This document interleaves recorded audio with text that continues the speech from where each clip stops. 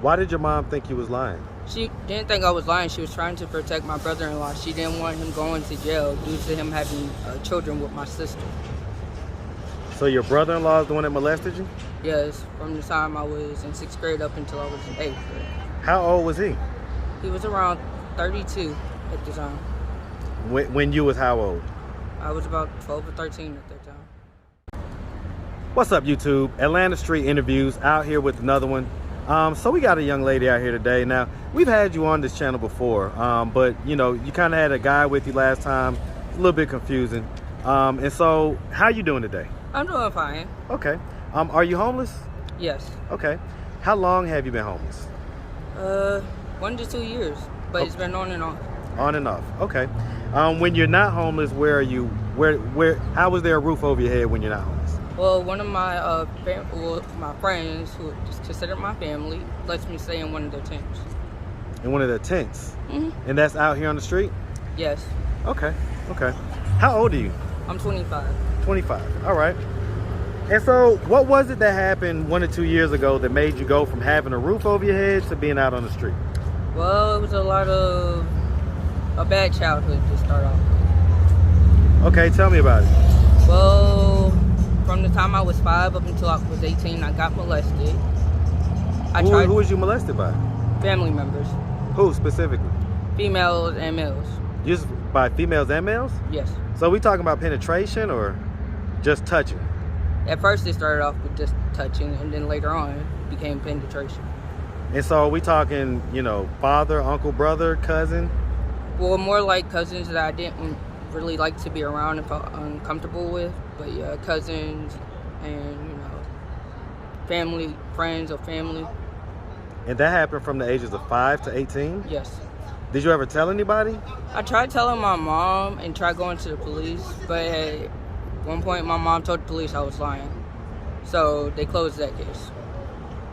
Why did your mom think you was lying? She didn't think I was lying. She was trying to protect my brother-in-law. She didn't want him going to jail due to him having children with my sister. So your brother-in-law is the one that molested you? Yes, from the time I was in 6th grade up until I was in 8th grade. How old was he? He was around 32 at the time. When you was how old? I was about 12 or 13 at that time. And so that was your sister's husband? Now ex-husband. Huh. And how old is your sister? She's 40. Okay, so she's about 15-year age gap from you guys. Yeah. Okay, so were y'all close growing up at all? Not yeah, really, if you guys... At one point we were, but then we just started to grow apart. Okay. Okay. All right. So let's just start from the beginning. So where are you from? I'm from Gwinnett County, Snellville, Georgia. Okay, so shout out Snellville, Gwinnett. Shout out Georgia. All right, and so growing up there, did you have both mom and dad in the household? Yes. Okay. I was adopted 2 weeks after being born.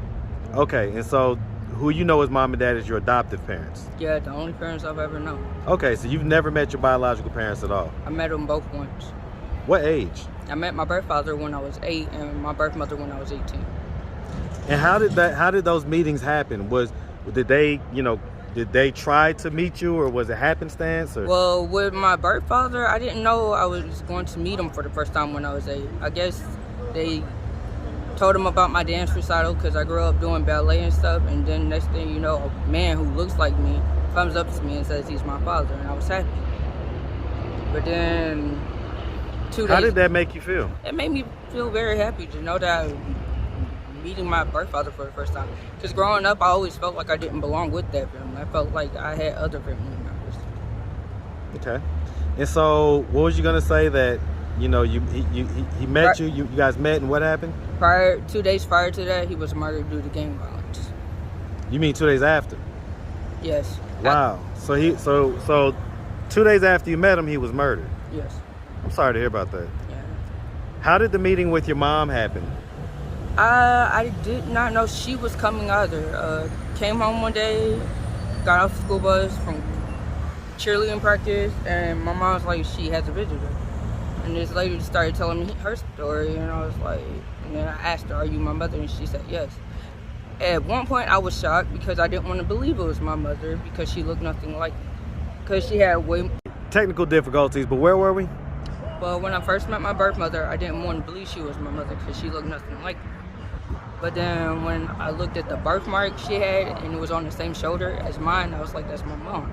But at the end of the day, I still had an issue with her. The last time I met her, a month later, I cussed her out, told her she always worried about a man and she's more concerned about a man than being a part of my life. And then after that, I heard she died a year later on my 19th birthday, so I don't know what is true. She might have went back to Mississippi. That's the last time I talked to her. She said she was going back. Okay. So did you go to high school growing up? Yes. Did you graduate? No. What was the highest grade you got to? 9th grade. Why'd you drop out of 9th? Well, I was taken out of 9th grade due to me getting bullied, and one day I beat up somebody and I almost went to jail, and my mom feared for my safety. So what'd you do, you know, after that? After that, I tried to get into online schooling and stuff, but due to my age at the time, I could not. Were you too old or too young? Too old. How old were you? When I tried to get back into school, I was about 20. And Okay, so what'd you do in between 14 and 20? 14 and 20. When I got... Was you just kind of running the streets, or was you... No, I was babysitting and taking care of my grandmother, my father, and my mother. Okay. So, when I saw you out here last time, you was out here with a fella.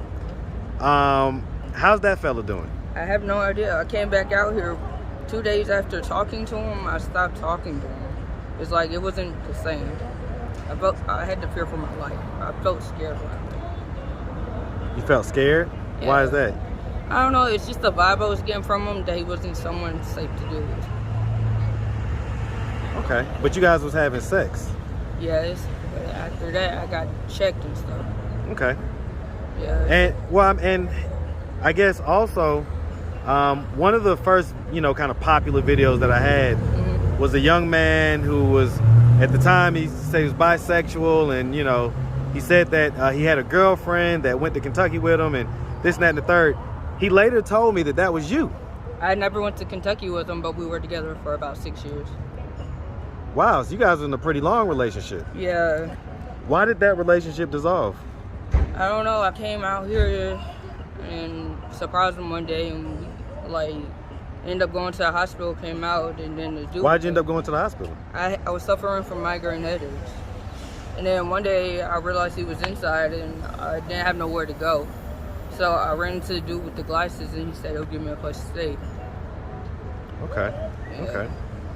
And so I've seen you out here with other dudes as well, kind of seemingly kind of booed up. Do you feel like you kind of run from dude to dude to dude? I can honestly say that because I was mad at the one I've been with for 6 years.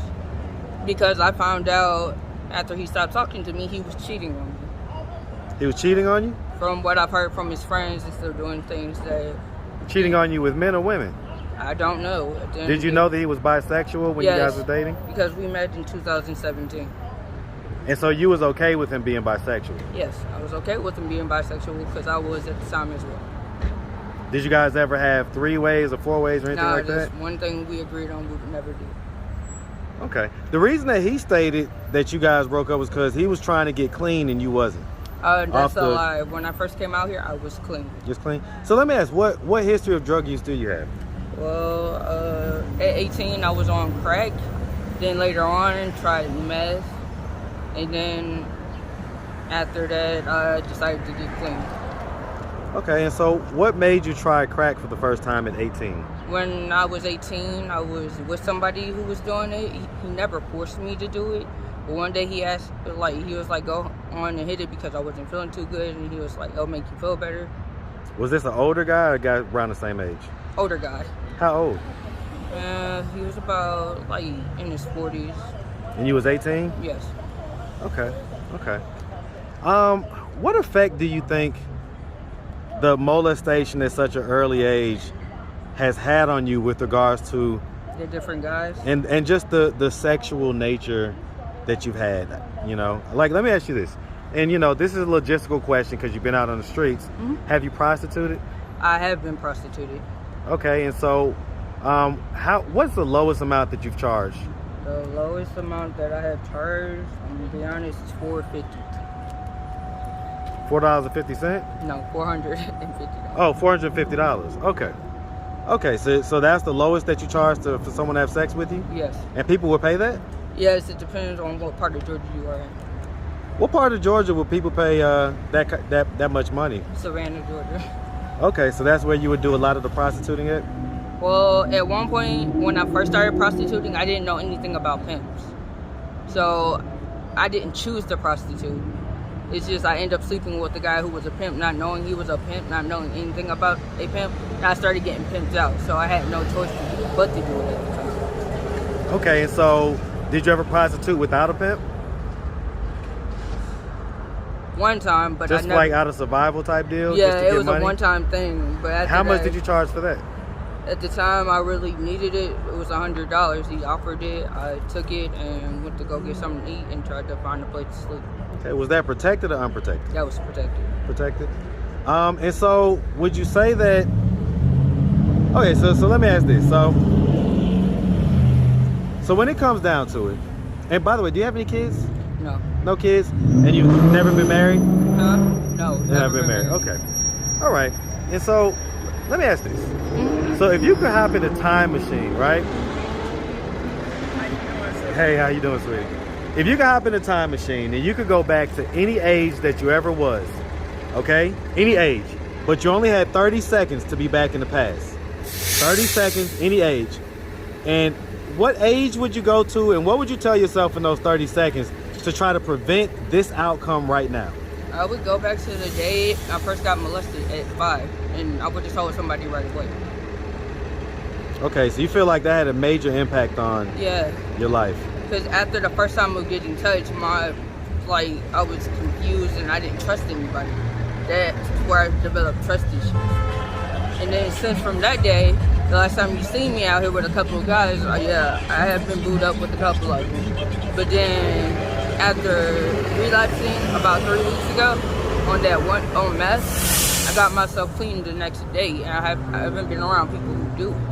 Okay. But I realized when I came back down here, there was one guy willing to look, past my flaws and not holding the past over my head.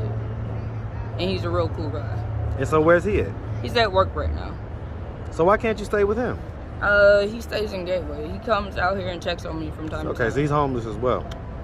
Yes. Let me ask this. I mean, so it seems like, a lot of the guys you're booed up with are also homeless. But you still have sex. Where do you guys have sex at? Well, first of all, we know you can't do it out here in the open because I even know the law. That's public indecency. You'll go to jail for that? Yes, because I have gotten a warning when I was 18 about that. So you got caught having sex outside? Not outside. I was in somebody's car. Okay. Yeah. And so where do you guys normally have sex? Well, we do have tents out here, but we go to our private place where our tent's at, and that's what we'll do. Okay. Yeah. All right. And so if there was anybody watching that had any political power or influence, what would you tell them they could do right now to help you get out of this situation? Help everybody out here on the street. How? What could they do? That's what I'm asking. Open up more shelters. People out here are dying. I know there's people who choose to stay out here, but for those who want to get help, hire people who are willing to help. At the end of the day, people here at Gateway don't give a fuck about us. I got in trouble for something I did not do, and they won't even let me clear my name. At the end of the day, people here at Gateway suck. They're not helping nobody out. So you feel like just kind of more government services? Yes, more government services. Let me ask this. So, okay, and your adoptive parents, where do they live? My adopted, they live in Gwinnett County. In Gwinnett? Mm-hmm. Do they know that you're homeless? Well, my mom does. She knows I'm out here. She's trying to help me get in a 2-bedroom apartment. That's what I was about to say. If they were to come across this video on YouTube, okay, do you think that they would want to come out here and get you right away? The last time I talked to my mom, she's willing to, but my siblings, no. I would not go back with my mom. Why not? Because of her older sibling, her older children at the end of the day. What is the beef? It's just they have something against me and they think I'm trying to hurt her. At the end of the day, if they wouldn't have thought I was lying about being molested, maybe I would trust them. But at the end of the day, some of them knew and some of them didn't. Some actually sat back and watched how I was acting. My older brother even knew. He was like, someone's been touching her. He even told me that. And it turned me into this horrible person at the end of the day. because I was crying out for help just by acting out and rebelling. At the end of the day, that was me crying out for help, and I had too much pride to ask for help. But if they would have noticed the signs and shit, yeah, I probably would be cool with my family right now. But at the end of the day, I just refuse to go back to them. So I mean, that still is worse than kind of staying out here on the streets. Because I was unhappy being there. I kept telling my mom every day, I'm not happy being here. I'm not happy being here. Why do they think that you want to hurt her though? Because of what I've been Did you doing. ever threaten to hurt her? No, I haven't threatened to hurt her, but me and her used to get into arguments from when after I got done being molested, I started to rebel and act out towards her. And we started to get in huge arguments. Now, at one point, we'll be the bestest of friends. The next minute, we're arguing back and forth, back and forth. So it wasn't a step. What about your adoptive dad? What does he have to say about all this? He passed in 2014. When I told him about the molestation, he believed me. And he was willing to do anything and everything about it, but he passed away before he could. Okay. I'm sorry to hear about that. Thank you. Well, listen, miss, if anybody out there was watching and they wanted to reach out or help or donate, do you have any way that people can reach out? Do you have a social media, Cash App, anything like that? I don't do social media, and I don't have Cash App. All right. Well, I mean, I'm going to be having something for you guys soon for all the folks that don't have Cash Apps, all right? All right. So, miss, we definitely wish you nothing but the best out here. Thank you. Okay? And we thank you for answering all of our questions. And you make sure you have a good one today, okay? Okay. All right.